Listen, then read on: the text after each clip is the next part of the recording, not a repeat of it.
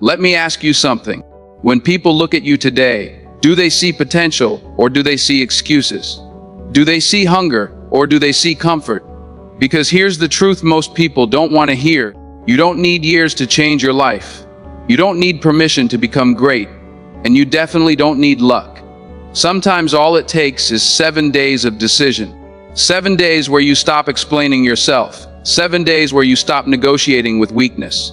7 days where you stop living like you've got forever. This isn't about becoming famous. This isn't about showing off. This is about becoming unrecognizable to the doubts that used to control you, to the habits that used to own you, to the version of you that settled. If you give me your focus, not for a year, not for a month, but for 7 days, you won't be the same person who walked in here. Let's get to work. Let me tell you something real, something you can feel in your bones if you're willing to be honest with yourself. The world is loud, loud with opinions, loud with judgments, loud with people telling you who you are, what you can do, what you can't do, and how far you're allowed to go. Everywhere you turn, somebody's got a voice in your ear. Social media, news, family, friends, critics who've never walked in your shoes, but somehow know exactly how your life should be lived. And if you're not careful, that noise doesn't just surround you, it gets inside you. It starts thinking for you. It starts deciding for you. And before you know it, you're not living your life anymore, you're reacting to everybody else's. See, most people don't fail because they're not talented. They don't fail because they're lazy. They fail because they're distracted. They're pulled in 100 directions, chasing validation, approval, likes, applause. They wake up in the morning and the first thing they do is check their phone, not their purpose. They scroll through somebody else's highlight reel and start questioning their own worth. And that comparison, that constant exposure, it chips away at confidence little by little. You don't even notice it happening. One day you're dreaming big, the next day you're negotiating with fear. Here's the truth nobody likes to say out loud: not every voice deserves access to you. Not every opinion is valuable. Just because someone can speak doesn't mean you should listen. Some people talk from experience, but most talk from insecurity. Some people give advice because they care, but others give advice because your growth makes them uncomfortable. When you start rising, when you start changing, the noise gets louder, not quieter. And if you don't learn how to cut it off, it will cut you down. Think about it. How many times have you had a clear idea, a strong feeling, a moment where you knew exactly what you wanted to do, and then you told someone about it, and suddenly doubt crept in? Are you sure? That's risky. People like us don't do things like that. And just like that, certainty turns into hesitation. That's the noise doing its job. It doesn't need to stop you directly. It just needs to make you question yourself long enough for fear to take over. There's a reason the most dangerous voices aren't the ones outside you, but the ones that get planted inside. Once the noise becomes your inner dialogue, you don't need critics anymore. You do their work for them. You second guess, you overthink, you delay, you shrink, and you call it being realistic, when really, it's being afraid. For the next 7 days, if you truly want to become unrecognizable, you have to make a decision. A hard one. A lonely one. You have to step back from the noise. That doesn't mean you disappear forever. It means you protect your mind like it matters, because it does. You stop feeding on chaos. You stop consuming content that leaves you anxious, angry, or empty. You stop entertaining conversations that don't add value. Not because you're better than anyone else, but because you're serious about becoming better than you were. Silence isn't emptiness. Silence is space. Space to think. Space to hear your own voice again. Space to remember what you wanted before the world told you what you should want. History shows us this again and again. The most focused individuals, the ones who changed their fields, didn't do it by listening to everybody. They did it by tuning most people out. They spent long hours alone with their craft, their thoughts, their vision. While others were talking, they were working. While others were scrolling, they were building. And let me be clear, cutting the noise will feel uncomfortable at first. When you stop distracting yourself, your mind gets loud. Doubts surface. Old fears come up. That's not a sign you're doing it wrong. That's a sign you're finally listening to yourself. Most people run from that moment. They pick up the phone again. They turn on the TV. They find another opinion to hide behind. But growth lives on the other side of that discomfort. When you reduce the noise, something powerful happens. Your intuition sharpens. You start trusting yourself again. Decisions become clearer because they're not crowded by 10 different voices. You move with intention instead of reaction. And slowly, quietly, your confidence starts to return. Not the loud kind that needs attention, but the grounded kind that doesn't ask for permission. You'll notice something else too. When you stop reacting to everything, everything stops controlling you. News cycles lose their grip. Other people's success stops intimidating you. Criticism doesn't hit as hard. Praise doesn't inflate you. You become steady, centered, and that kind of inner stability, that's rare. That's power. Remember this, the noise isn't neutral. It's designed to keep you consuming, comparing, and conforming. Silence, on the other hand, is where clarity lives. That's where discipline is born. That's where you reconnect with your values, your standards, your vision. And once you've heard your own voice clearly, it's hard for the noise to fool you again. This isn't about shutting the world out forever. It's about choosing when and how you let it in. For these 7 days, you choose yourself. You choose focus over frenzy, purpose over popularity, depth over distraction. And when the noise tries to creep back in, because it will, you'll recognize it for what it is. Not truth, not wisdom, just interference. When you learn to cut the noise, you don't just hear better, you live better. Let me talk to you about the moment that decides more lives than talent ever will. That moment doesn't come on a big stage. It doesn't come when people are watching. It comes quietly, usually in the dark, when the world is still asleep and your alarm clock starts speaking truth. That sound isn't just a wake-up call, it's a question. A question that asks, who's in charge today, your future or your comfort? See, people like to talk about discipline as if it's some dramatic act, like climbing mountains or lifting heavy weights. But real discipline shows up in the smallest moments. It shows up when nobody's clapping, when nobody's filming, when nobody even knows what choice you made. That alarm goes off, and for a few seconds you're standing at a crossroads. One direction feels good right now, the other feels right long term. And that decision, repeated day after day, shapes your life. Most people don't lose because they lack ability. They lose because they keep choosing ease over growth. They tell themselves they'll start tomorrow. They convince themselves they deserve rest before they've earned progress. They wait for motivation, not realizing motivation is unreliable. It shows up when it feels like it. Discipline shows up because it has to. Waking up earlier isn't about the clock. It's about ownership. It's about deciding that your life is worth showing up for before distractions get their hands on it. Because once the day gets loud, once messages start coming in, once responsibilities start pulling at you, it's hard to find space for yourself. The morning is the only time the world isn't asking anything from you. That's sacred time. And most people sleep right through it. Think about it. When you wake up late, you start the day reacting. You rush, you scroll. You check what everybody else is doing. You're already behind before you've even taken a breath. But when you wake up earlier, you're ahead of the world. You get to decide how the day starts. You move with intention instead of urgency. That changes how you think. That changes how you feel. That changes how you perform. And let me tell you something important, it's supposed to be hard. If it were easy to get up early, everybody would do it. The resistance you feel in the morning isn't a sign you should stop. It's proof you're stepping outside comfort. Comfort will always argue with you. Comfort will negotiate. Comfort will remind you how warm the bed is, how tired you feel, how you can just do it later. Comfort sounds reasonable. That's what makes it dangerous. Every time you get up when you don't feel like it, you send a message to yourself. You're saying, I keep my word. You're saying, I don't need perfect conditions to show up. You're saying, I'm in control. And self-trust is built that way. Not through big promises, but through small follow-throughs. There are people with less talent than you, less intelligence than you, fewer resources than you, and they're winning. Not because they're special, but because they're consistent. They decided that mornings belong to their growth, not their excuses. They decided to train their mind before the world tries to program it. They read, they reflect, they move their body, they prepare. While others are sleeping, they're investing. Science backs this up, but you don't need a study to feel it.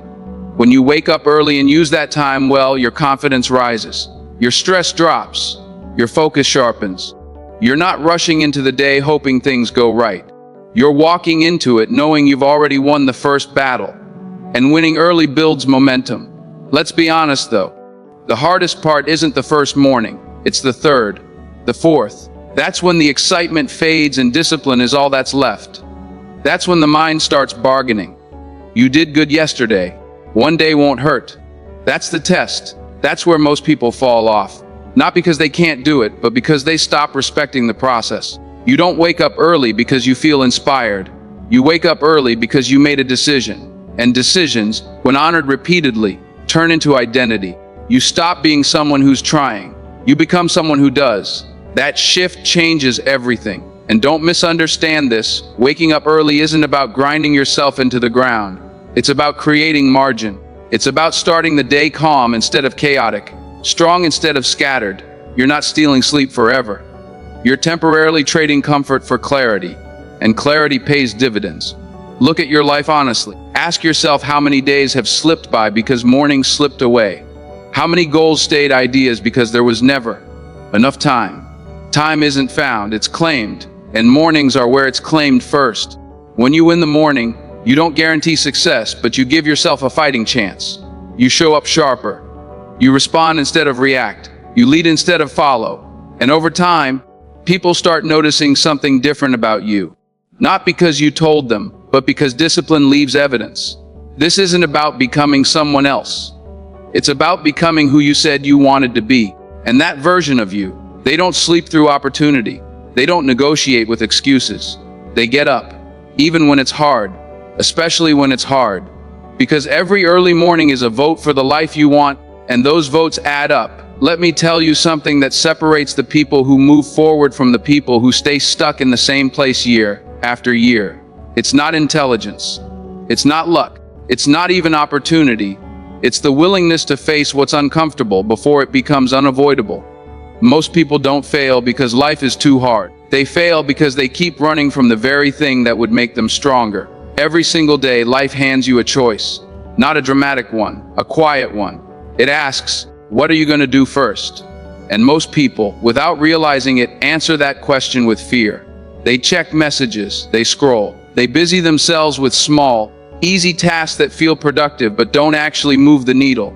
They warm up all day but never step into the real work. And by the time the hard thing shows up, they're tired, distracted, and emotionally drained. Here's the truth: most people don't want to face the hard thing. Doesn't get easier if you avoid it. It gets heavier. It sits in the back of your mind, draining your energy, stealing your focus. Even when you're doing something else, it's there. That unfinished task, that difficult conversation, that risk you know you need to take. Avoidance has a cost, and that cost is clarity, confidence, and peace. You see, courage isn't loud. It doesn't announce itself. Courage shows up when you choose to do what you don't feel like doing, because you know it's necessary. When you decide to face the hardest task first, you take control of the day instead of letting the day control you. You stop being reactive and start being intentional. And that shift changes everything. Think about how fear works. Fear doesn't usually stop you outright. It whispers, it suggests delay, it says, not now, you'll do it later, you're not ready yet. And later becomes tomorrow. Tomorrow becomes next week. Next week becomes never. And slowly, without realizing it, you start building a life based on avoidance instead of action. But when you do the hard thing first, something powerful happens. Fear loses its leverage. You prove to yourself that discomfort won't kill you. You realize that most of what you were afraid of was exaggerated by your mind. The phone call wasn't as bad as you imagined. The workout didn't break you. The conversation didn't end the world. In fact, once it's done, you feel lighter, clearer, stronger. There's a reason disciplined people talk about momentum. When you tackle the hardest task early, everything else feels manageable. The day opens up. Your confidence rises. Your posture changes. You're not carrying that invisible weight anymore. You're not running from anything. You're moving forward. Most people wait to feel confident before they act. That's backwards. Confidence is built after the action, not before.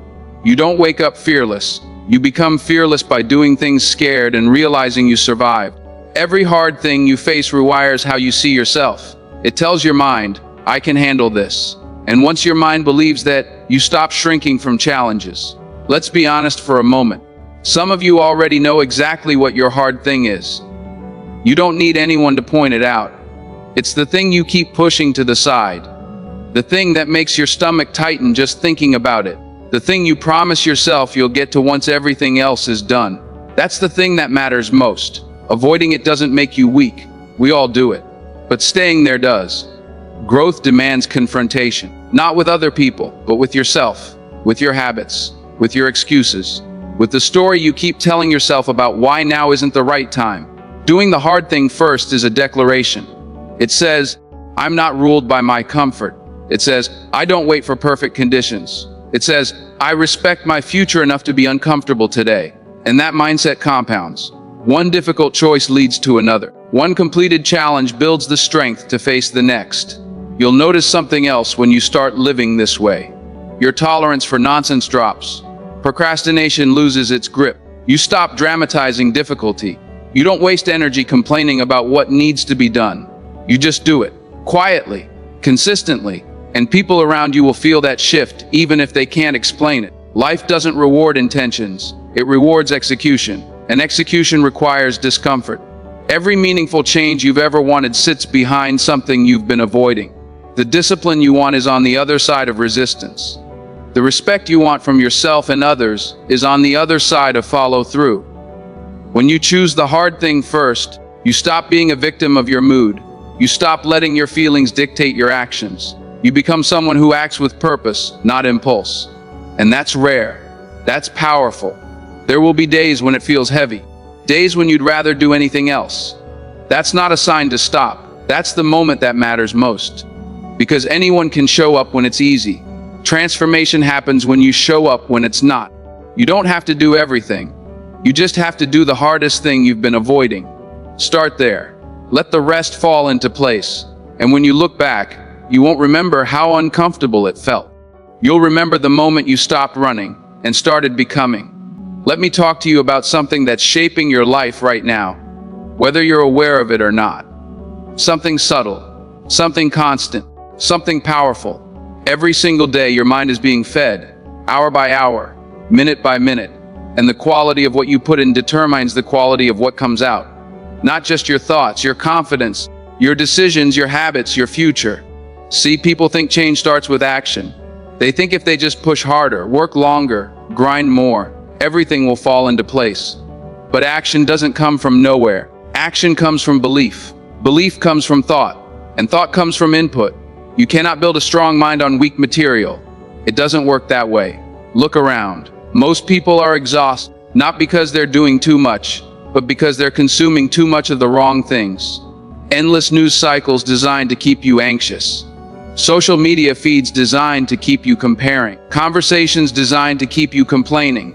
And after all that, people wonder why they feel stuck, unmotivated, unsure of themselves. You can't keep pouring poison into your mind and expect clarity to come out. Your mind is not a trash can, but most people treat it like one. They let anything in: drama, negativity, hopeless stories, other people's fears, other people's limits.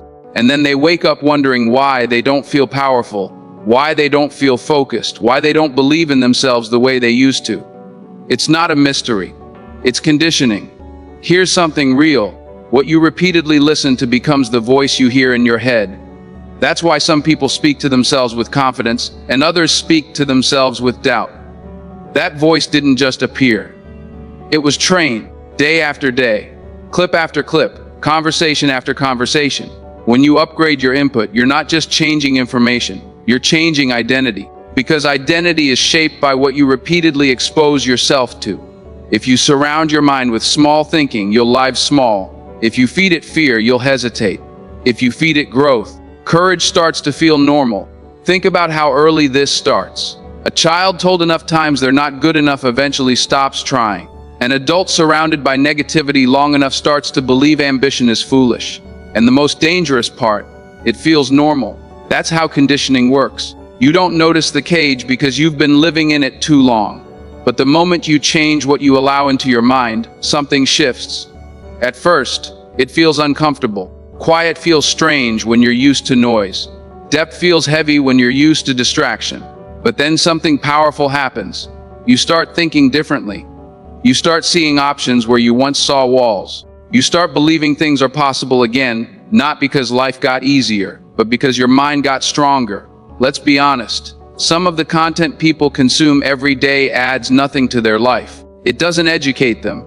It doesn't inspire them. It doesn't move them forward. It just fills time. And time is the one thing you never get back. When you spend hours feeding your mind empty calories, you're not relaxing, you're delaying your growth. And this isn't about becoming perfect or serious all the time. It's about balance. It's about intention. Asking yourself, is this making me better or just busier? Because being entertained and being empowered are not the same thing. When you start choosing better input, your standards rise. You become more selective.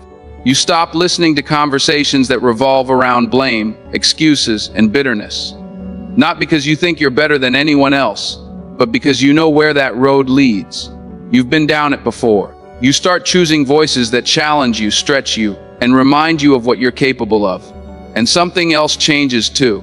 Your tolerance for self-sabotage drops. When your mind is filled with truth, lies don't sit comfortably anymore. When your mind is filled with purpose, distractions feel obvious. You stop numbing yourself and start sharpening yourself. People often say, I don't have motivation. Motivation isn't missing, it's buried. Buried under too much noise, too much doubt, too much meaningless input. Clear the clutter, and motivation has room to breathe again. Look at anyone who operates at a high level. Athletes, leaders, creators. They're intentional about what they read, what they watch, what they listen to. Not because they're fragile, but because they're focused. They know the mind is either being trained or drained. There is no neutral. And here's the part that really matters. When you upgrade your input, you change how you respond to life. Challenges don't disappear, but your reaction to them does. You stop panicking, you stop spiraling, you stop making emotional decisions that cost you long-term results. You start responding with wisdom instead of impulse. You begin to realize that growth isn't about adding more to your life. It's about removing what's been holding you back. Removing voices that don't understand your journey. Removing content that feeds fear. Removing habits that keep you distracted instead of disciplined. This isn't about cutting yourself off from the world. It's about choosing what deserves your attention. Attention is energy. Whatever you give it to grows. Give it to fear, fear grows. Give it to purpose, purpose grows. Give it to comparison, insecurity grows. Give it to learning, confidence grows. You don't rise to the level of your goals. You fall to the level of your conditioning. And conditioning starts with input. Change what you consume, and over time, you'll change how you think. Change how you think, and you'll change how you live. You don't need a new personality. You don't need to become someone else. You need to feed the best parts of who you already are. Because greatness isn't created from nothing. It's revealed when the noise is replaced with nourishment. What you allow into your mind today will decide who you become tomorrow. And that choice, that daily, quiet, unseen choice, is where transformation really begins. Let me speak to you about something you live inside of every single day. Something you carry with you everywhere you go. Something that remembers everything you've ever put it through. Your body is not just a vehicle to get you from one place to another. It's a message. It's a mirror. It's a signal to the world, and more importantly, to yourself about how much you respect your life. Most people separate the body from the mind, as if they're two different things. They say, once I feel better mentally, then I'll take care of my body. But it doesn't work like that. The body leads. The body teaches the mind how to respond. When you move your body with intention, your mind follows with clarity. When you neglect it, the mind suffers quietly, then loudly.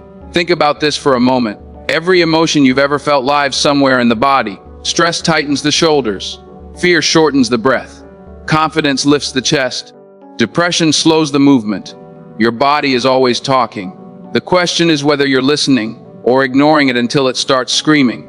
People say they don't have energy, but energy isn't something you wait for. It's something you generate, and movement is one of the fastest ways to generate it. Not tomorrow, not someday, right now. Science confirms it, but again, you don't need a study to feel it. You know it the moment you move after being still for too long. The fog starts to lift, the heaviness loosens, the mind sharpens. Yet so many people stay trapped in stillness. Not peaceful stillness, stagnant stillness. Sitting too long, thinking too much, waiting to feel ready, waiting to feel motivated, waiting for the perfect plan. And while they wait, life keeps moving. Their confidence erodes, their self-image weakens. Not because they're incapable, but because the body hasn't been challenged. Here's the truth: your body responds to what you demand of it. If you demand comfort, it adapts to comfort. If you demand effort, it adapts to strength. If you demand discipline, it adapts to resilience. And that adaptation doesn't stay physical.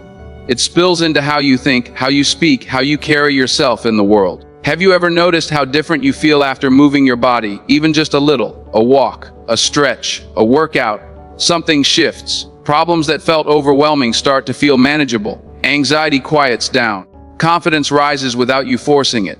That's not coincidence. That's chemistry. Movement releases what's been trapped. It clears what's been stuck. But here's where most people get it wrong. They think it has to be extreme. They think it has to be perfect. They think if they can't do a full workout, it's not worth doing anything. That thinking keeps them frozen. Progress doesn't come from intensity alone. It comes from consistency, showing up even when it's not impressive. Especially when it's not impressive, your body doesn't need punishment. It needs leadership. It needs direction. It needs you to say, we move, even when we don't feel like it, because discipline doesn't wait for emotion. Discipline creates emotion. You don't move because you're confident. You become confident because you move. Look at the posture of someone who's given up versus someone who's still fighting. You can see it before they say a word. One carries weight, the other carries intention. And that posture wasn't born overnight. It was trained, day by day, choice by choice. When you move your body, you send a message to your mind that you're alive, engaged, present. You interrupt negative thought patterns without arguing with them. You don't have to convince yourself you're strong, your body proves it. Even small acts of movement remind you that you're capable of effort. And effort builds respect, self-respect. There's a reason discipline in movement spills into discipline everywhere else. When you start honoring your body, you start honoring your time. You start honoring your commitments. You stop tolerating habits that drain you. You become less patient with excuses, not harsh, just honest. And let's talk about pain for a moment. There's a difference between pain that breaks you and pain that builds you. Movement introduces controlled discomfort, the kind that teaches you resilience. The kind that reminds you that discomfort doesn't mean danger. That lesson alone changes how you face life. Life will bring pressure, stress, unexpected challenges. But when your body is trained to breathe through effort, to push through resistance, to recover and continue, your mind learns to do the same. You don't panic as easily. You don't quit as quickly. You don't collapse under pressure. You adjust. People spend years trying to think their way into confidence, reading books, watching videos, waiting for a breakthrough. Sometimes the breakthrough comes when you simply stand up and move. When you sweat. When you struggle a little. When you remind yourself what effort feels like. This isn't about looking a certain way. That's surface level. This is about how you feel when you walk into a room. How you sit with yourself in silence. How you respond when life pushes back. A strong body doesn't guarantee a strong life, but a neglected body almost always guarantees struggle. And here's the part that matters most.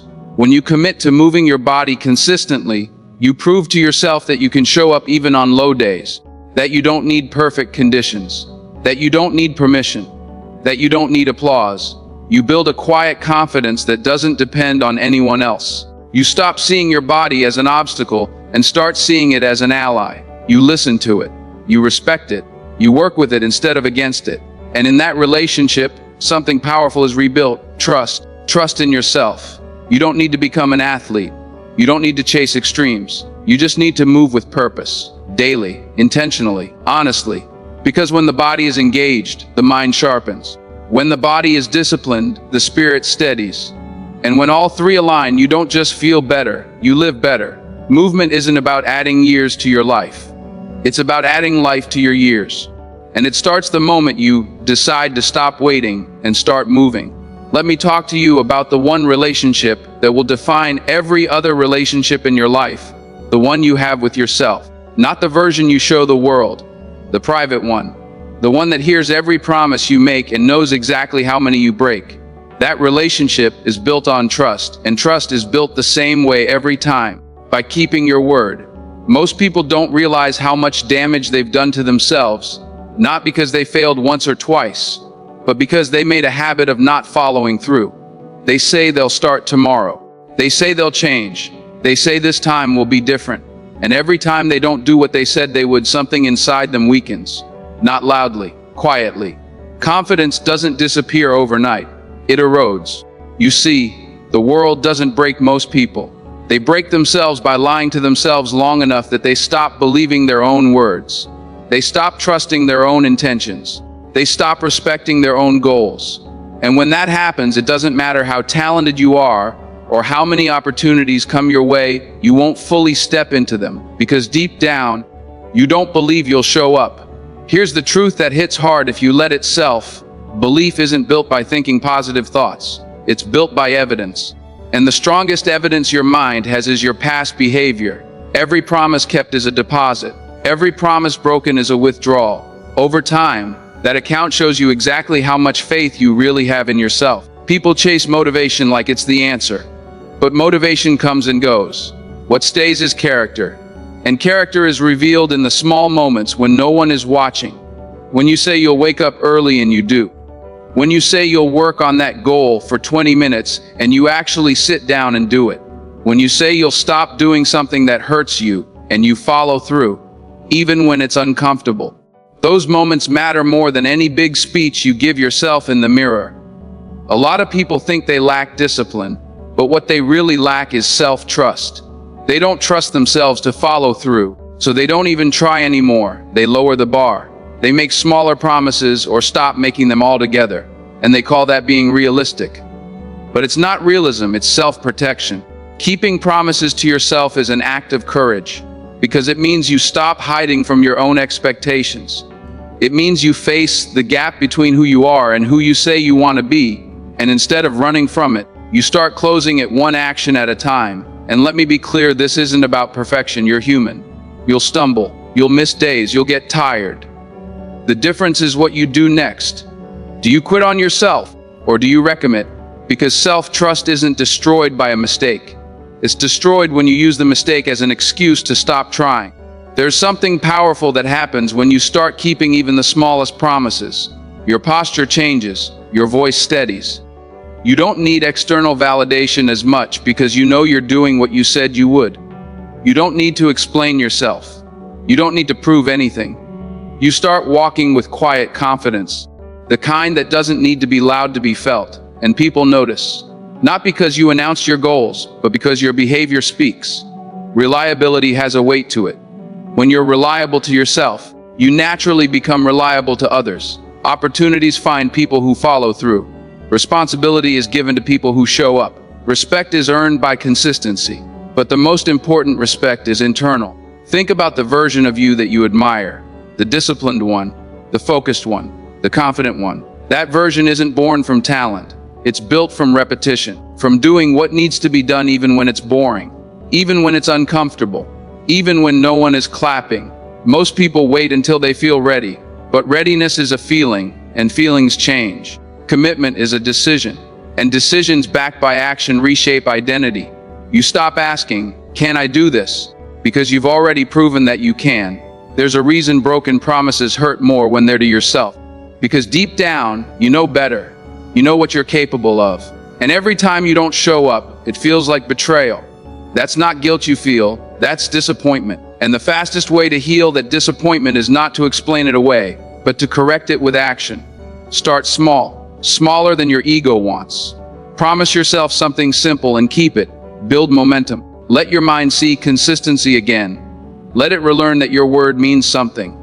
Because once that trust is restored, confidence stops being something you chase. It becomes something you carry. You won't need to hype yourself up as much. You won't need to rely on motivation videos or outside approval. You'll know who you are because your actions remind you every day. And when life gets hard, because it will, you'll have something solid to stand on. You'll have a track record with yourself. People who keep promises to themselves don't panic under pressure. They don't fold easily. They don't abandon their values the moment things get uncomfortable. They've practiced showing up. They've practiced follow through. They've practiced integrity, not in public, but in private. And that integrity becomes your foundation.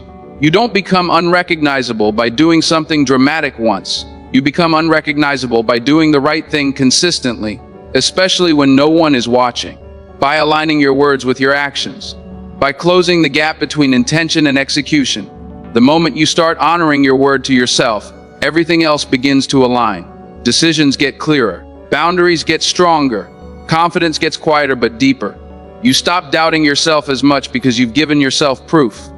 At the end of the day, the voice you hear the most is your own. Make sure it trusts you.